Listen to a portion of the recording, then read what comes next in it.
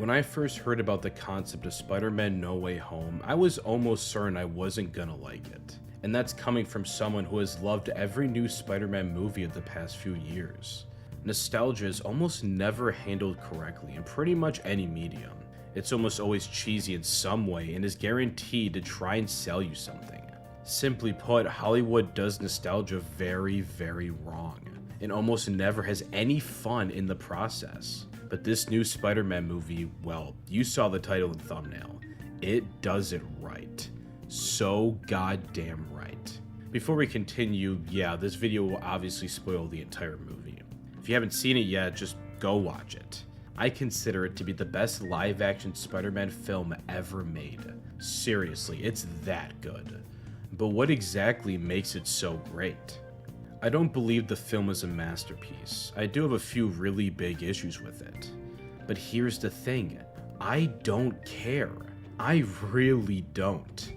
Because Spider-Man No Way Home did the one thing it needed to do, have some fun.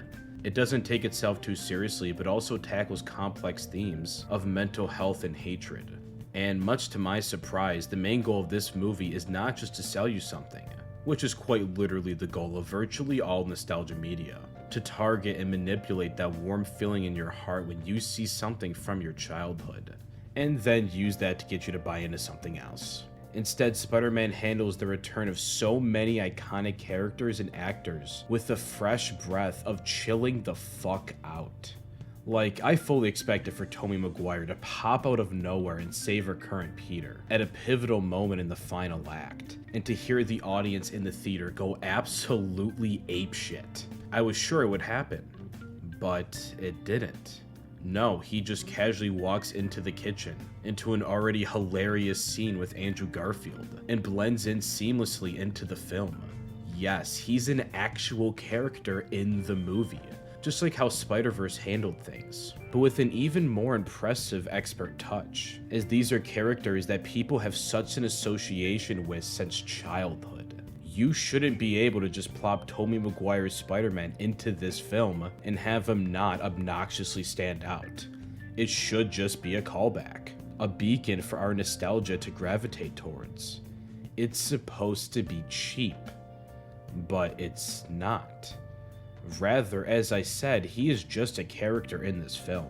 And perhaps the best compliment I can give No Way Home is that it wouldn't feel completely wrong if it was titled Spider-Man 4, or even The Amazing Spider-Man 3, and I cannot express how utterly impressed I am by that.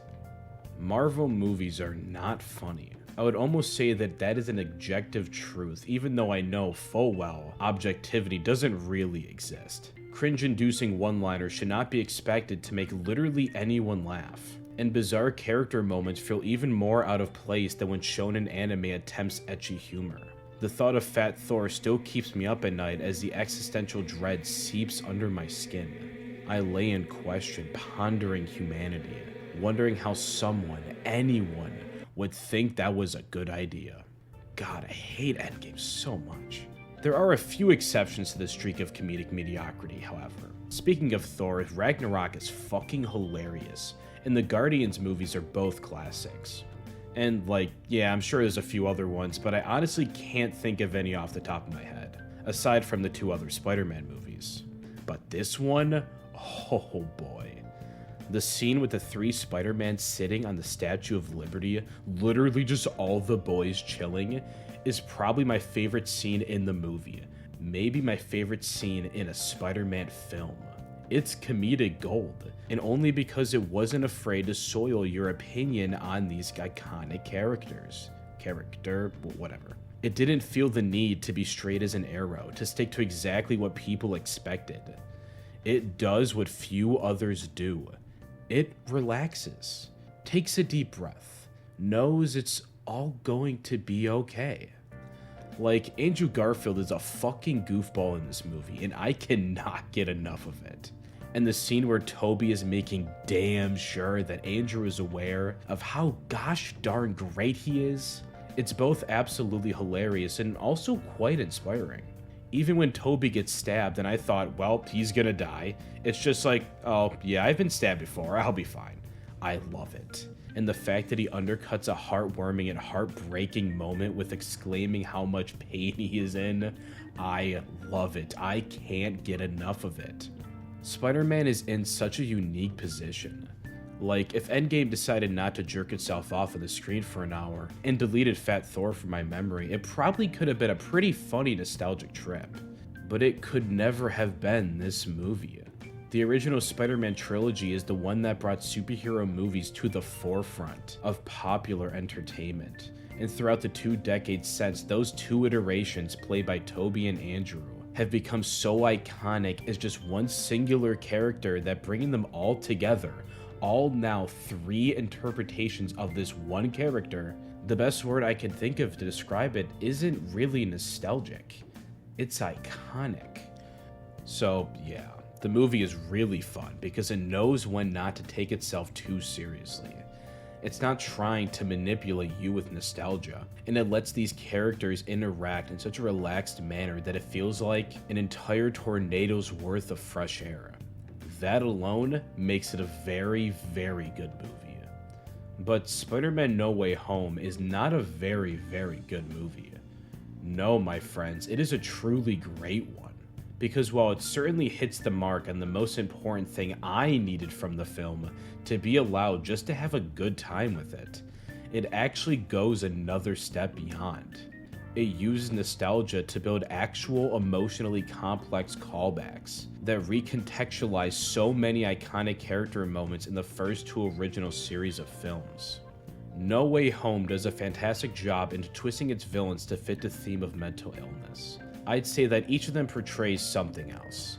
Doc Ock would be schizophrenia, Norman Osborn being dissociative identity disorder, Electro being anxiety, and, well, not even the movie cares about the other 2. And while I don't think the film portrays these complex illnesses in an accurate light, I will say that it brings up an interesting point, and one that I think is the core theme of No Way Home. If you look at most iconic supervillains, you'll come to realize that their original origin stories usually involve some external factor. Osborn got exposed to the Green Goblin formula and then made him go crazy. Electro was, well, electrocuted, went crazy. I think the best example is the Joker, the most iconic supervillain of all time in his most iconic origin story. Falling into acid, went crazy.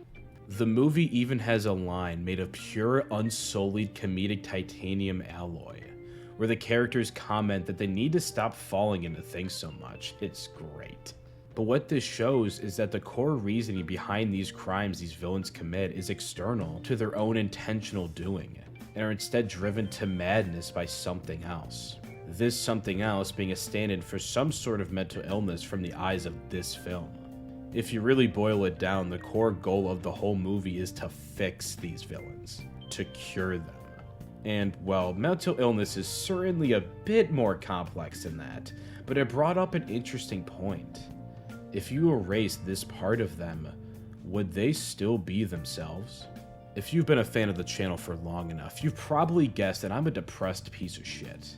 If you haven't caught on to that, go watch the Doki Doki Literature Club video and you'll understand what I mean. And for as long as I can remember, I've been scared of the thought of antidepressants.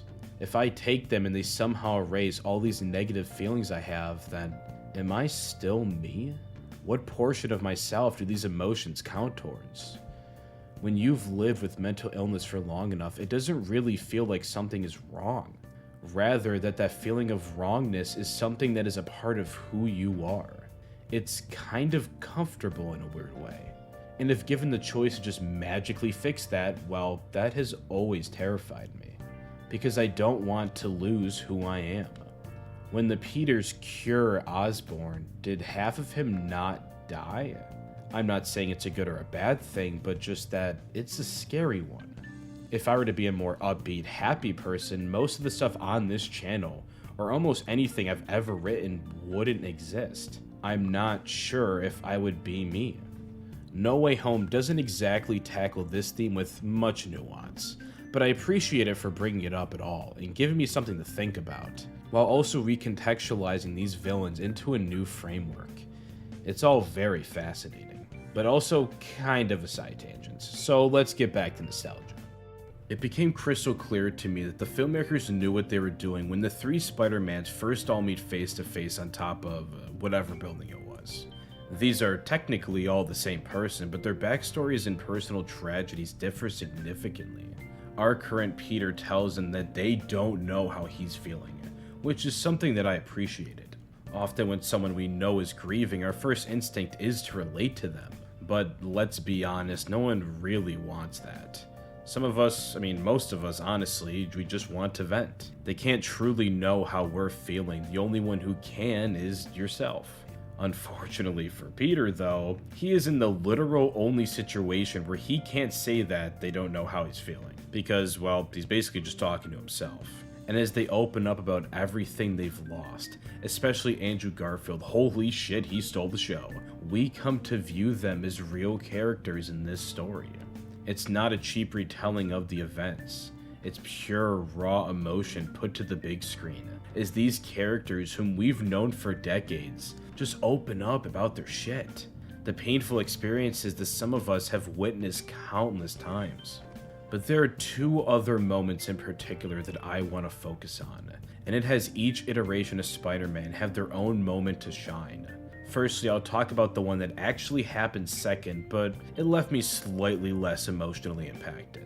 As I'm sure virtually everyone knows, the first ever Spider-Man movie has the Green Goblin accidentally getting impaled by his own hoverboard. It's a classic moment in cinema history.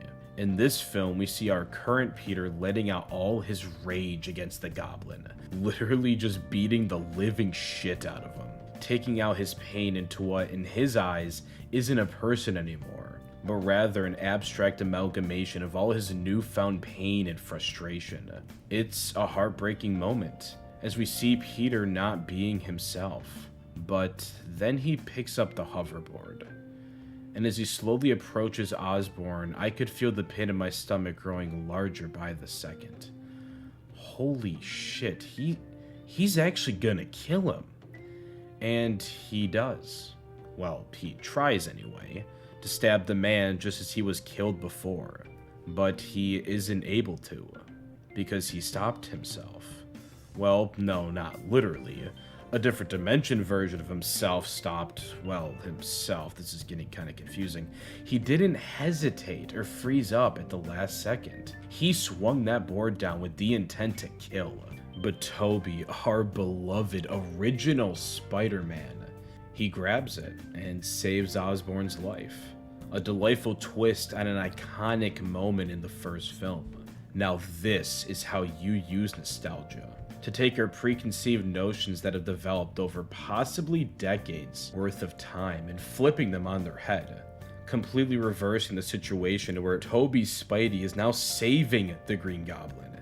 It's brilliant. But this next scene, it got me to tear up. Even after all the devastating moments Tom Holland's Peter goes through, from Aunt May dying to that scene on the roof as he cries, it was Andrew Garfield who stole the show for me. Now, call me blasphemous if you must, but I actually like The Amazing Spider-Man more than any of the films in the original trilogy. And until Tom Holland came along, I considered Andrew Garfield to be my favorite Spider-Man. I couldn't even really tell you why, I just liked the film a lot. While I was old enough to grow up with the original trilogy, it was The Amazing Spider-Man that came at a time when I really started to pay more attention to movies. Thus, I've just always had more of a connection to it. And when he's talking about Gwen dying and how lost and in pain it still makes him feel, it low-key kind of broke me. And yeah, I understand the memeability of her death scene in the sequel, but fuck off. Let me have this one. When this version of MJ falls off the building in No Way Home, I don't expect her to die. I mean, she could, but I just didn't think it would happen. And I was hoping, praying, that Tom's Peter wouldn't be able to save her, and that only one Parker would be capable of doing it. And holy shit, I've never been so happy to be right. It's not drawn out or overplayed. Honestly, compared to the moment I talked about before, it's kind of low-key, but it stuck with me. His Gwen died before he could save her, but this MJ, he was finally able to save her life. And for something he said he would never forgive himself for, well, the look in his eyes says it all. he can finally get some closure. He can finally start to heal. You can see him breaking down, and after he asks MJ if she's okay, she looks at him and asks if he's okay. And for the first time, maybe he is. And I just... tears. It's simply a beautiful moment in cinema, and I would argue an iconic one. And this is how you do a fucking callback. Not spending an hour randomly jumping timelines and watching everything we've already seen, but from a different camera angle. No. Instead, building upon these already well-established characters in a story that is not really their own. Reversing these moments and wrecking our preconceived notions, while also recontextualizing everyone so that we can watch the old movies and see them a bit differently. Basically, what this film does that very few have done before it is that it actually adds something to what it's borrowing from, not just baiting the audience with nostalgia, then selling them something. And this works so goddamn well in No Way Home because it's a movie that knows how to chill out and just have some fun with these characters, to not be tied down by audience expectation. It sounds so incredibly stupid to even have to point out that a superhero movie, it should just be fun at its core. But, well, we live in a cynical world. After Endgame basically destroyed any investment I had in Marvel, I think No Way Home has brought it back. Well, at least I can say that I'll keep seeing these Spider-Man movies for a long time. You've got my ticket sale, Sony, and maybe that's what it's all about. But hey, at least I got to actually have some fun this time. And, as always, thank you for watching.